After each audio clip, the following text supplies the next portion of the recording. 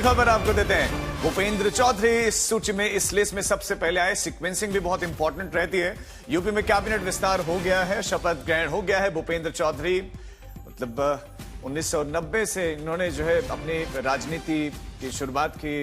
राम मंदिर आंदोलन, मुलायम सिंह यादव के खिलाफ ही ये चुनावी मैदान में उतरे। हालांकि हार गए थे, लेकिन तब से जो है लगातार लड़ते रहे। बीजेपी की तरफ से प्रदेशाध्यक्ष भी बने, फिर प्रदेशाध्यक्ष बने तो इस्तीफा भी देना पड़ा। पहले भी कैबिनेट मिनिस्टर थे, लेकिन एक बार फिर से अब उनको कैबिनेट में जगह दी गई।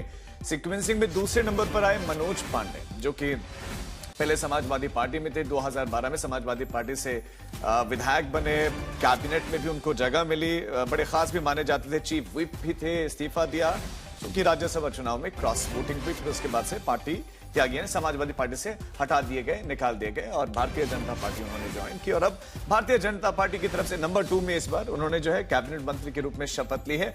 और नंबर 3 पर जो अजीत पाल हैं और उसके बाद सुमेंद्र तोमर, दोनों का प्रमोशन हुआ है। स्वतंत्र प्रभार अब उन्हें दिया गया है। फिर इसके बाद इसमें 4 राज्य मंत्री भी हैं। इसमें कृष्णा पासवान, जो कि लगातार 4 बार के विधायक हैं। इसमें कैलाश राजपूत हैं, उन्होंने शपथ ली है। सुरेंद्र दिलेर हैं, उन्होंने शपथ ली है।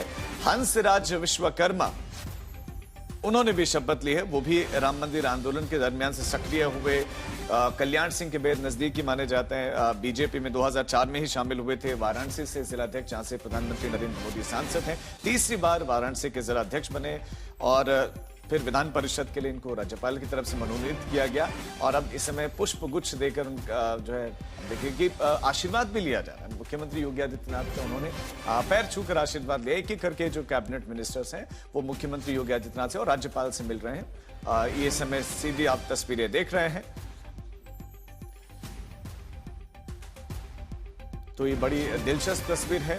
जो राजनीतिक विश्लेषक है इसे 2027 से जोड़कर देख रहे हैं। 2027 में विधानसभा के चुनाव, यानी कि 1 साल बचा है। उससे पहले कैबिनेट में ये विस्तार अवेटेड था। काफी समय से इंतजार किया जा रहा था। अटकलें चली रही थी लेकिन हो नहीं पा रहा था। लेकिन एकाएक 24 घंटे में सारी की सारी चीजें बदलती हुई दिखाई दी। सीएम योगी पहले उत्तराखंड, फिर वो पश्चिम बंगाल शपथ ग्रहण में शामिल होते हैं। यूपी आते हैं, राज्यपाल से मुलाकात हो जाती है रात में और फिर आज का समय भी दे दिया जाता है कि 3:30 बजे शपथ ग्रहण होगा। हमारे साथ हमारे संवाददाता, हमारे साथ हमारे सहयोगी सब जुड़े हुए हैं। खास मेहमान भी लगातार हैं। कुमार अभिषेक, सीक्वेंसिंग क्या कुछ बता रहे हैं और क्या प्रयास, क्या प्लानिंग अब, और किसको क्या क्या डिपार्टमेंट मिलने जा रहा है, क्या इस बारे में भी जानकारियां रहेंगी?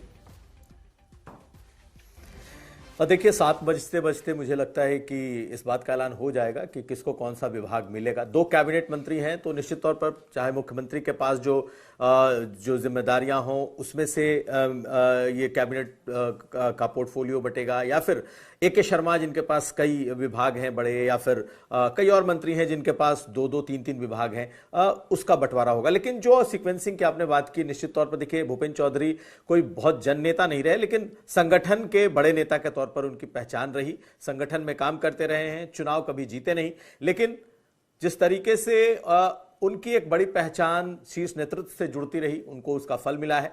अगर आप देखें तो मनोज पांडे को बगावत का फल मिला है, क्योंकि उनके नेतृत्व में ही वो बगावत हुई थी जब बीजेपी ने संजय सेठ को जितवाया था, जो एक तरीके से कह लीजिए कि समाजवादी पार्टी में एक बड़ी तोड़फोड़ हुई थी राज्यसभा के समय। तो उनको भी अकोमोडेट किया गया, उनको कैबिनेट का दर्जा मिला है। दूसरी बात यह है कि ब्राह्मणों की एक जो बड़ी नाराजगी इस वक्त है, कहीं ना कहीं उसको काउंटर करने की कोशिश की जाएगी। बाकी अगर आप नाम देखते हैं तो सुरेंद्र तोमर, जैसा मैंने बताया, गुर्जर चेहरा है, पश्चिम से आते हैं, मेरठ से आते हैं, उनको एलिवेट किया गया है। उसके अलावा अगर आप देखें तो फिर कैलाश राजपूत, हंसराज विश्वकर्मा, सुरेंद्र दिलेर, ये तमाम वो नाम है जिनको कि राज्य मंत्री बनाया गया है। इसके अलावा जो बीजेपी को झटका लगा था, आप देखें तो जो अवध के इलाके हैं, अवध से लेके पूर्वांचल तक जो भी पासी बिरादरी है, उसने बड़ी तादाद में बीजेपी का साथ छोड़ा था। तो आप अगर सियासी और जातीय समीकरण को देखेंगे खास करके, तो गुर्जर, जाट, ब्राह्मण, लोधी, विश्वकर्मा, पासी, पाल और वाल्मीकि, इन जातियों का समावेश किया गया है। यानी कि बेशक इनके नाम बड़े ना हो, बेशक इनका कोई बहुत बड़ा औरा ना हो, लेकिन ये 27 के चुनाव के लिए बीजेपी जो अपनी जातियों की एक जो टीम खड़ी कर रही है कि हर जाति को दिखा सके कि देखो तुम्हारा ये चेहरा हमारे साथ है, हालांकि पहले भी लोग रहे हैं, लेकिन 2021 के फॉर्मूले को एक बार फिर 2026 में बीजेपी लेकर के आई है। इसी तरीके का जो कैबिनेट एक्सपेंशन बीजेपी ने तब भी किया था, और इस बार आप देखेंगे तो मैसेज ये जा रहा है कि बीजेपी ओबीसी को, बीजेपी दलितों को, बीजेपी ब्राह्मणों को लेकर के आ रही है। तो जो उसके खिलाफ एक माहौल या यूं कहें कि अखिलेश यादव ने जो अपनी तरफ से एक जो रणनीति बनाई थी बीजेपी को घेरने की, कि पीडीए की बात, पिछड़ा, दलित, अल्पसंख्यक, आधी आबादी, महिला, ये तमाम बातें जिस पिच पर अखिलेश यादव इस वक्त बैटिंग कर रहे हैं सियासत में, इसके अलावा उनके साथ वो सॉफ्ट हिंदुत्व की तरफ भी आगे बढ़ते चल रहे हैं कि उनके ऊपर कोई मतलब एक समुदाय विशेष की पॉलिटिक्स का कुछ चस्पा न कर दिया जाए।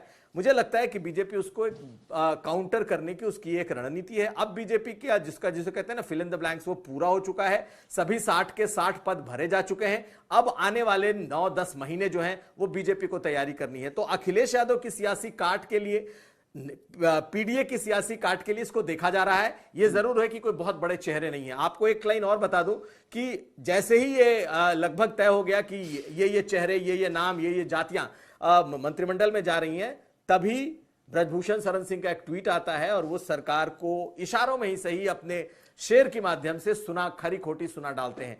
आप ये भी ध्यान रखिए कि इस बार पूरा फोकस ओबीसी, दलित और ब्राह्मण है। तो नेचुरल है कि बीजेपी ने इस बार जो ठाकुर चेहरे हैं उनको थोड़ा दूर रखा है, वही आरोप वो झेलती भी रही है। तो एक बड़ा मैसेज मुझे लगता है कि 2027 के लिए बीजेपी ने तैयार किया है और इस तरीके के टीम को सामने रख करके वो 2027 के चुनाव में जाएगी। शशि सर, क्या अखिलेश यादव का पीडीए का एक्चुअल में इंपैक्ट है कि अब बीजेपी को भी सोचना पड़ा और कैबिनेट विस्तार में हमें वही दिखाई दे रहा है, मतलब ओबीसी, दलित, फिर ब्राह्मण, ठाकुर ने एक भी? देखिए, पीडीए का इम्पैक्ट तो है, क्योंकि जो पिछले लोकसभा चुनाव के वक्त में जो परिणाम आए वो भारतीय जनता पार्टी उससे चौंक गई थी। अखिलेश ने बहुत अच्छा प्रदर्शन किया था।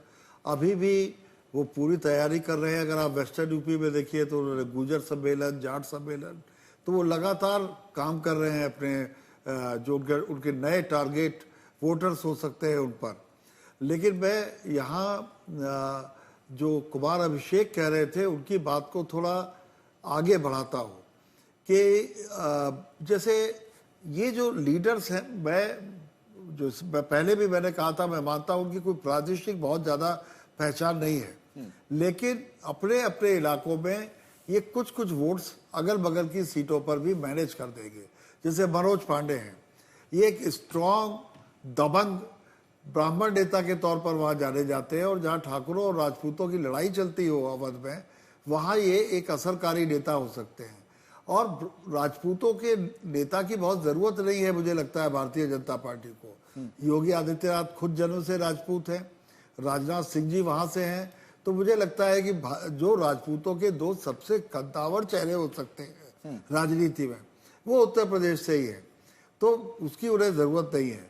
अजित पाल को जैसे उन्होंने इंडक्ट किया, अगर इसे बहुत क्षेत्रीय स्तर पे माइन्यूटली देखें तो उसी इलाके से समाजवादी पार्टी जीती थी और पाल समुदाय में, समाज में नाराजगी देखी गई थी।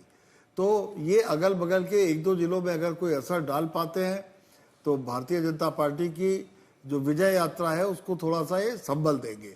ऐसे और भी नाम है इसमें, जैसे भूपेंद्र चौधरी कि एक भारतीय जनता पार्टी के अध्यक्ष और का मुझे इस रूप में काम करने का अवसर दिया है, और मैं निश्चित रूप से जो अपेक्षाएं हैं नेतृत्व की, अपने सभी कार्यकर्ताओं के साथ मिलकर जो भी काम मिलेगा, जो विभाग मिलेगा, माननीय मुख्यमंत्री जी के नेतृत्व में उत्तर प्रदेश की बेहतरी के लिए, विकास के लिए काम करेंगे। किसी विभाग को लेकर कोई अपेक्षा या खाली? कोई अपेक्षा नहीं है, पार्टी का निर्णय है। माननीय मुख्यमंत्री जी जो आदेश करेंगे अक्षर से पालन करेंगे, और उनके नेतृत्व में उत्तर प्रदेश की जो विकास यात्रा है उसकी विकास यात्रा की विकास गाथा लिखने का काम हम सब लोग मिलकर करेंगे। छोटा सा पॉलिटिकल सवाल है, समाजवादी पार्टी अखिलेश यादव कह रहे हैं कि सरकार जा रही है इसलिए एक्सपेंशन कर रहे हैं। अब अखिलेश जी इतने सीनियर नेता हैं, उनसे इस प्रकार के व्यवहार की अपेक्षा नहीं की जा सकती। ये सामान्य संवैधानिक प्रक्रिया है और इस प्रक्रिया के तहत ही मंत्रिमंडलों के गठन, विधानमंडलों के गठन होते हैं। लेकिन मैं निश्चित रूप से कह सकता हूं कि अब समाजवादी पार्टी लगभग समाजवादी पार्टी की ओर आगे बढ़ रही है और पूरी भारतीय जनता पार्टी का कुनबा मोदी जी के नेतृत्व में हम सब लोग संगठित होकर 300 से अधिक सीटें उत्तर प्रदेश में लेकर आए। भूपेंद्र चौधरी को आपने सुना है।